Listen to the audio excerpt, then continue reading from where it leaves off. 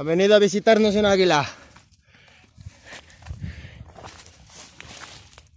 Estamos aquí haciendo laberinto, plantando robles y alzinas.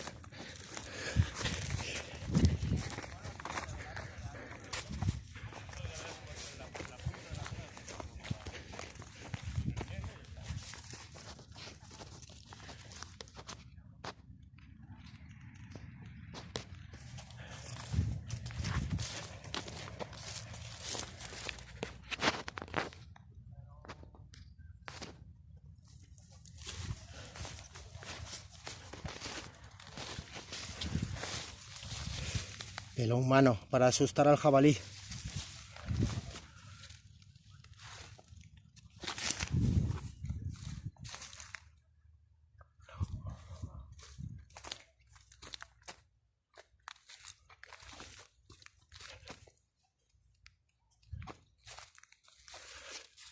Pelo de perro. A ver qué asusta más al jabalí. ¿El pelo de hombre o el pelo de perro? Yo creo que los dos, porque los cazadores van a perseguir al jabalí acompañados de los perros.